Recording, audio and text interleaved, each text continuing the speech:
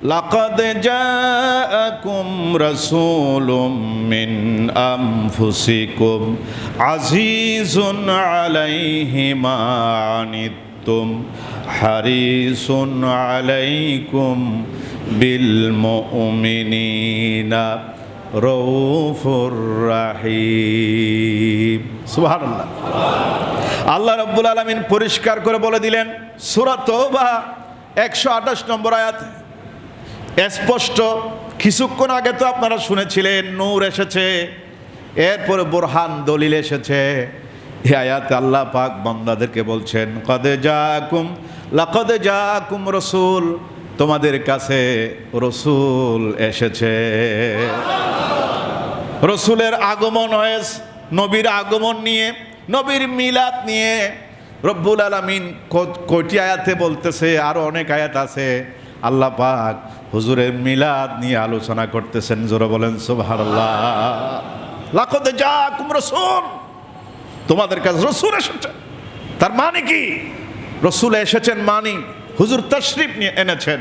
হুজুর আপনার পৃথিবীতে হুজুরের মিলাদ হয়েছে, মিলাদ নিয়ে আলোচনা করতেছেন কে?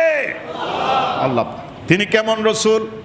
আল্লাহ রাব্বুল আলামিন নিজে তাফসীর করলেন কোরআনের আয়াত দিয়ে। কোরআনের তাফসীর আল্লাহ রাব্বুল আলামিন বলেন মিন আনফুসিকুম, তোমাদের পক্ষ থেকে রসুল এসেছে। সুবহানাল্লাহ। তার মানে কুরাইশ বংশ দিয়া হুজুর দুনিয়াতে এসেছেন। আজিজুন আলাইহি মা আনিতুম, তোমাদের দুঃখ যখন হয়, কষ্ট দুর্দশা যখন হয়, তখন আমার নবী এমন নবী, তার অন্তরে কষ্ট লাগে, উম্মতের কষ্টে তিনি ব্যথিত হয়। সুবহানাল্লাহ বলবেন না? এই জন্য পৃথিবীতে যেদিন তিনি এসেছিলেন সিজদা দিয়া উম্মতের কথা বলেছিলেন। পৃথিবীতে যেদিন এসেছিলেন, ভাইরা আমার, মেরাজের রাত, কত আনন্দের রাত। আল্লাহ পাকের কাছে আমার নবী উম্মতের জন্য কান্নাকাটি করেছেন।